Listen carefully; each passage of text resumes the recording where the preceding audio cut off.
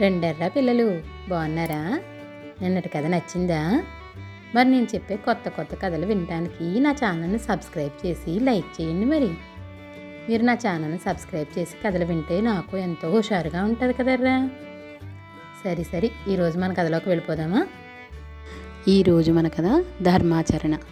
బ్రహ్మదత్తుడు కాశీరాజ్యాన్ని పరిపాలించే కాలంలో బోధిసత్వుడు ఇంద్రప్రస్థ నగరంలో ధనంజయుడు అనే కురురాజుగా జన్మించాడు. ఆయన పరిపాలనలో అతివృష్టి అనావృష్టి మొదలైన పీడలేవీ లేకుండా ప్రజలు సుఖపడుతూ వచ్చారు. ధర్మాన్ని పాటించడంలోనూ దాన ధర్మాలు చేయడంలోనూ ధనంజయుడికి సాటి ఎవరూ లేరన్న ఖ్యాతి జంబూద్వీపం అంతటా పాకింది. ఆ కాలంలోనే కళింగ దేశానికి రాజధాని అయిన దంతపురం అనే నగరాన్ని కాళింగుడనే పేరుగల రాజు పరిపాలిస్తూ ఉండేవాడు. ఆ రాజ్యంలో ఒక ఏడు వానలు కురవక కరువు ఏర్పడింది. ప్రజలు తిండికి లేక అల్లాడారు. అనేక మంది శిశువులు తల్లుల చేతుల్లోనే మరణించారు. జనంలో బీభత్సం చెలరేగింది. ఈ దుస్థితిని చూసి కాళింగుడు తన మంత్రులతో ఆలోచన జరిపాడు. ఈ ఏడు మన దేశంలో ఇంత క్షామం ఏర్పడడానికి కారణం ఏమిటి? ఈ పీడ తొలగించడానికి మనం చేయవలసిన పని ఏమిటి అన్నాడు రాజు. మహారాజా, ధర్మానికి హాని జరిగినప్పుడే ఇలాంటి ఉపద్రవాలు సంభవిస్తాయి. ఇంద్రప్రస్థం ఏలే ధనుంజయుడు తన ధర్మాన్ని ఎంతో శ్రద్ధగా పాటిస్తాడు. అందుచేతనే ఆ దేశంలో నియమం తప్పకుండా నెలకు 3 వానలు కురుస్తాయి. దేశం కరువు కాటకాలు ఎరగకుండా సుభిక్షంగా ఉంటుంది అన్నారు మంత్రులు.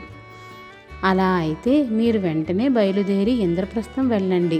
ఆ ధనుంజయరాజు దర్శనం చేసుకుని ఆయన చేత బంగారు రేకుల మీద ధర్మాలన్నీ రాయించుకురండి.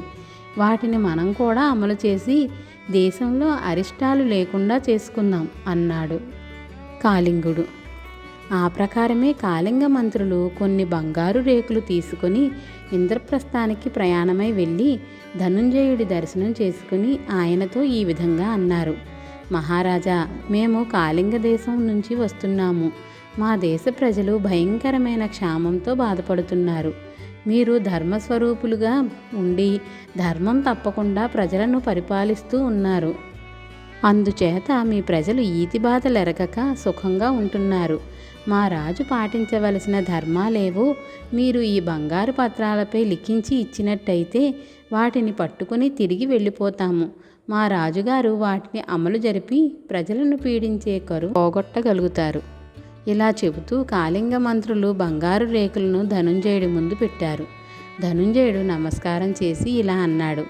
మహామంత్రులారా, క్షమించండి. నేను ఈ పత్రాలపై ధర్మాన్ని లిఖించడానికి తగినవాణ్ణి కాను. ఎందుచేతనంటే ఒకప్పుడు నా వల్లనే అధర్మం జరిగింది. మా దేశంలో 3 ఏళ్లకొకసారి కార్తీకోత్సవం జరుగుతుంది. అప్పుడు రాజు ఒక చెరువుగట్టున యజ్ఞం చేసి 4 దిక్కులా 4 బాణాలు వదలాలి. ఒకసారి నేను వదిలిన బాణాలలో 3 దొరికాయి. కానీ 4వది చెరువులో పడిపోయింది. అది చెరువులో పడినప్పుడు దాన్ని విసురుకు చేపలు కప్పపిల్లలు చచ్చిపోయి ఉంటాయి. ఆ విధంగా నేను ధర్మం తప్పాను. మరి మా రాజ్యంలో అరిష్టాలు లేవంటే దానికి కారకులు పరిపాలనా వర్గంలో ఇంకెవరైనా అయి ఉండవచ్చు. విచారించి చూడండి. ఈ మాటలు విని మంత్రులు ఆశ్చర్యపడ్డారు. వారు రాజమాత అయిన మాయాదేవి వద్దకు వెళ్ళి తమరైనా మాకు ధర్మాన్ని రాసిపెట్టండి అని కోరారు. అయ్యో నాయనా, నేను ధర్మం తప్పిన దాన్నే. ఒకసారి నా పెద్ద కుమారుడు నాకు సువర్ణహారం ఒకటి కానుక ఇచ్చాడు. నా పెద్ద కోడలు ఐశ్వర్యవంతురాలనే ఉద్దేశంతో నేను ఆ ఆహారాన్ని తీసుకుపోయి చిన్న కోడలికి ఇచ్చాను. కానీ ఇచ్చిన మరుక్షణం నాలో కలిగిన భేదబుద్ధి నాకు అర్థమై బాధ కలిగింది. అందుచేత ఒకరికి ధర్మాలు రాసి ఇచ్చే అర్హత నాకు లేదు. మరెవరినైనా అడిగి చూడండి అన్నది రాజమాత. కాళింగ మంత్రులు రాజభ్రాత అయిన నందుడి వద్దకు వెళ్ళారు.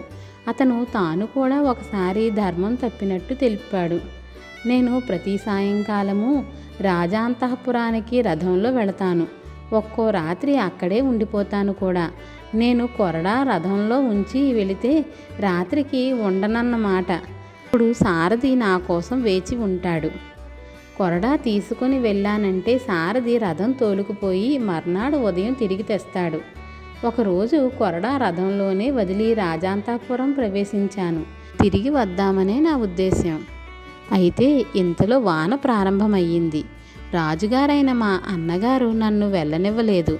ఆ రాత్రి అక్కడే ఉండిపోయాను. వానకు తడుస్తూ నా సారథి కూడా రథంలోనే ఉండిపోయాడు.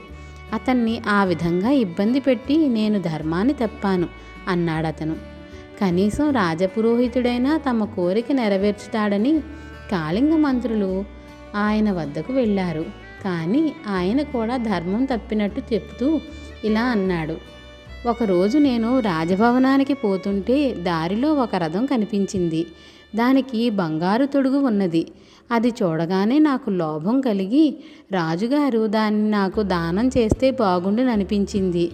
నేను తీరా వెళ్ళేసరికి రాజుగారు నన్ను చూసి ఈ రథం మీరు తీసుకోండి అన్నాడు.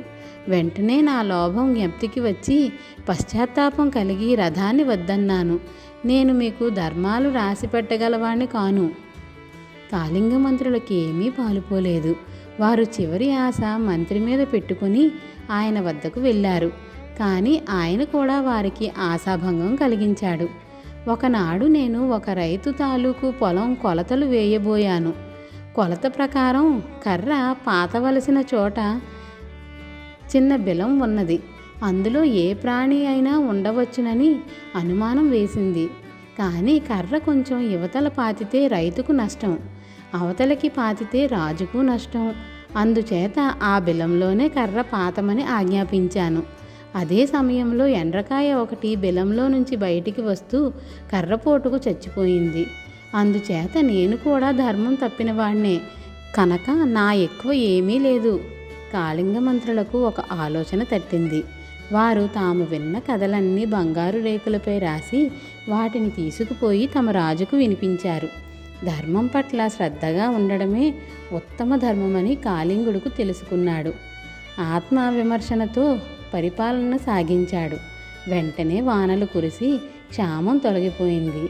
కళింగ ప్రజలు సుఖంగా జీవించారు. పిల్లలు, కథ నచ్చిందా? అయితే లైక్ చేసి షేర్ చేయండి. మరి అలాగే సబ్స్క్రైబ్ కూడా చేయండిరా. పిల్లలు, నా కథలు ఎలా ఉన్నాయో మీరు కామెంట్ల రూపంలో కూడా పెట్టండి. అలాగే మీరు ఎలాంటి కథలు వినాలనుకుంటున్నారో కూడా నాకు కామెంట్లలో పెట్టండి. సరేనా?